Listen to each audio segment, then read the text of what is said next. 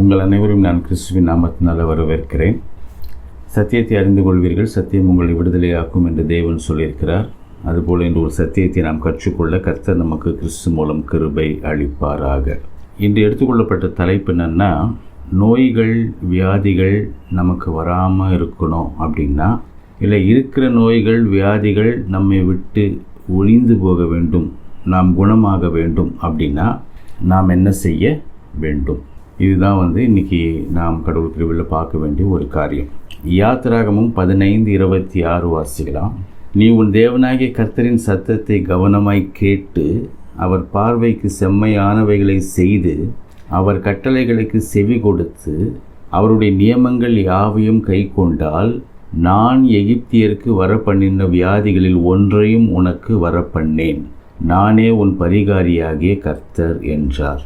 இங்கே 4 part plus ஒரு 2 part இருக்குது. இங்கே கடவுள் என்ன சொல்கிறாருன்னா, சத்தத்தை கவனமாய் கேட்டு செம்மையானவைகளை செய்து கட்டளைகளுக்கு செவி கொடுத்து நியமங்கள் யாவையும் கை கொண்டால், அதாவது கேட்டு செய்து செவி கொடுத்து கை கொண்டால், அதாவது கேட்டு செவி கொடுத்து அப்படின்னா அது ரெண்டுமே ஒன்று தான். செய்து கை கொண்டால் அப்படின்னா அது ரெண்டுமே ஒன்று தான். அப்போ கடவுள் என்ன சொல்கிறாருன்னா, கடவுளுடைய வார்த்தையை நீ கேட்டு செவி கொடுத்து அதை செய்து அதை கை கொண்டு வந்தால் உனக்கு எந்த நோயும் எந்த வியாதியும் வராது, நான் வர விட மாட்டேன் அப்படின்னு கடவுள் சொல்கிறார். அடுத்த ஸ்டேட்மெண்ட் என்ன சொல்கிறாருன்னா, நானே உன் பரிகாரியாகிய கர்த்தர், ஐ ஆம் த லார்ட் ஹூ ஹீல்ஸ். எப்போ ஹீலிங் பண்ண வேண்டிய நிலைமை இருக்கும் அப்படின்னா, நமக்கு நோயோ வியாதியோ இருந்தால் தான் ஹீலிங் தேவைப்படும்.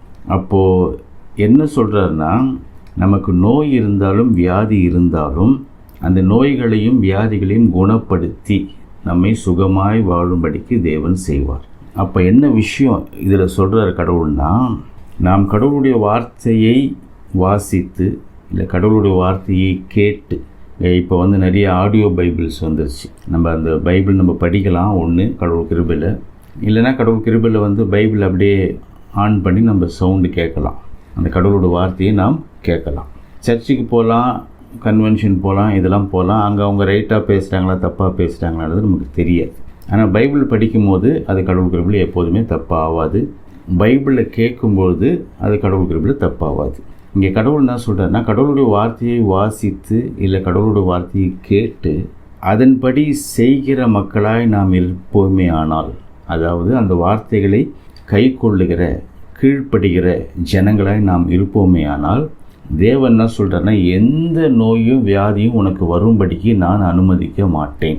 ஒருவேளை நமக்கு நோய் வியாதி இருந்துச்சுன்னா நாம் இந்த காரியத்தை செய்யும்போது தேவனுடைய வார்த்தையை கேட்டு வாசித்து அதை நடைமுறைப்படுத்துகிற கை கொள்ளுகிற கீழ்ப்படுகிற மக்களாக இருப்போமே ஆனால், நமக்கு இருக்கிற எல்லா வியாதியையும் தேவன் சுகம் ஆக்குவார். அந்த நோய்களையும் வியாதிகளையும் ஒழித்து கட்டி நமக்கு சுகத்தை கொடுத்து சுகமாய் வாழ்ந்திருக்கும்படிக்கு தேவன் செய்வார்.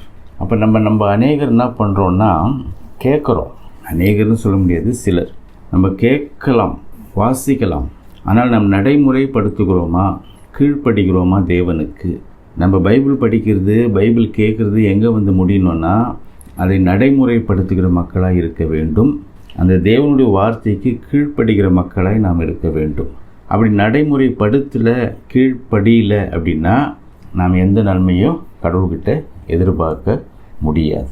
இதை தான் இயேசுவும் சொல்கிறாரு. மத்தேயு 7:24 வாசிக்கலாம். ஆகையால் நான் சொல்லிய இந்த வார்த்தைகளை கேட்டு இவைகளின்படி செய்கிறவன் எவனோ அவனை கண்மலையின் மேல் தன் வீட்டை கட்டின புத்தி உள்ள மனுஷனுக்கு ஒப்பிடுவேன். பெருமழை சொரிந்து பெருவெள்ளம் காற்று அடித்து அந்த வீட்டின் மேல் மோதியும் அது விழவில்லை, ஏனென்றால் அது கண்மலையின் மேல் அஸ்திபாரம் போடப்பட்டிருந்தது. நான் சொல்லிய இந்த வார்த்தைகளை கேட்டு இவைகளின்படி செய்யாதிருக்கிறவன் எவனோ அவன் தன் வீட்டை மணலின் மேல் கட்டின புத்தி இல்லாத மனுஷனுக்கு ஒப்பிடப்படுவான். பெருமழை சொரிந்து பெருவெள்ளம் காற்று அடித்து அந்த வீட்டின் மேல் மோதின போது அது விழுந்து முழுவதும் அழிந்தது என்றார். இப்போ கடவுள் இங்கே ஒரு ஓமையை சொல்கிறாருன்னா, 2 மனுஷங்க இருக்கிறாங்க, 2 பேருக்குமே வீடு கட்டணுன்ற எண்ணம் வந்திருக்குது. அப்போ ஒருத்தர் என்ன பண்ணுறோன்னு நல்லா ஆழமாக தோண்ட தோண்ட என்ன வரணும், ஒரு 10 அடி 15 அடி 20 அடி தோண்டினா பாறைகள் வர ஆரம்பிக்கும். அவன் என்ன பண்ணுறான்னா அந்த கல் வர வரைக்கும் தோண்டிட்டு அந்த கல் மேலே அப்படியே அஸ்திவாரம் போடுறான். அஸ்திவாரம் போட்டு அந்த பூமி அளவுக்கு கொண்டு வந்து அதுக்கு மேலே இன்னும் கொஞ்சம் எழுப்பி அதுக்கு மேலே அவன் வீடை கட்டுறான். இன்னொருத்தர் என்ன பண்ணான்னா எந்த அஸ்திவாரமும் போடாமல் பள்ளமே தோண்டாமல் அப்படியே பூமி இருக்குது, தரை இருக்குது, மண் இருக்குது, மணல் இருக்குது, அது மேலே அப்படியே வீடை கட்டிடுறான். அப்போ 2 வீடையுமே பார்க்கும்போது ஒரே மாதிரி தான் இருக்கும்.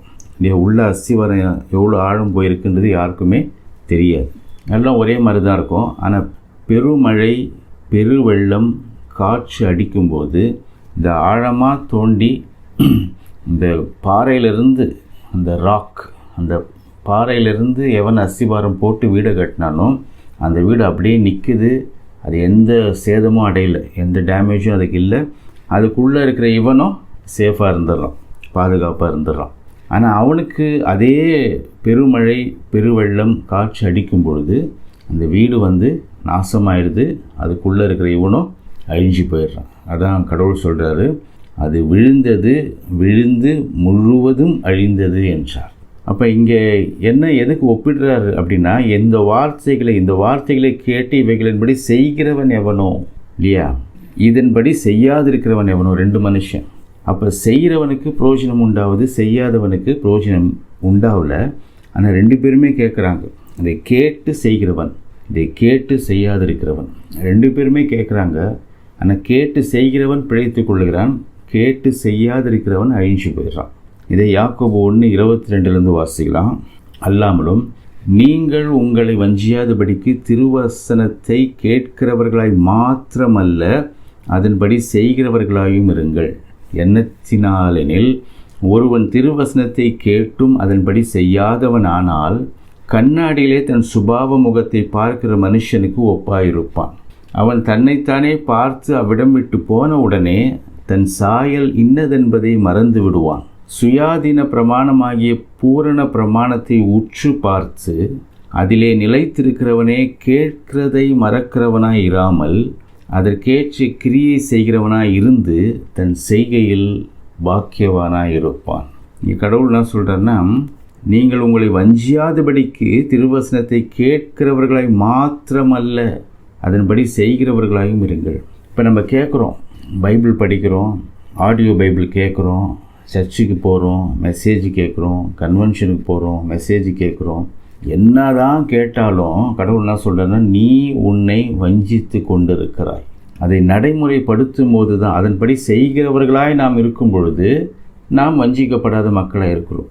நம்ம கேட்குறோம், வாசிக்கிறோம், பைபிள் படிக்கிறோம், பைபிளை கேட்குறோம், ஆனால் அதன்படி நாம் வாழலைன்னா, அதை நாம் நடைமுறைப்படுத்தலைன்னா, அதற்கு நாம் கீழ்ப்படியில்லை அப்படின்னா நாம் நம்மை வஞ்சித்து கொண்டு இருக்கிறோம். மற்றவங்க நம்மளை வஞ்சிக்கலை, நாமே நம்மை வஞ்சித்து கொண்டு இருக்கிறோம்.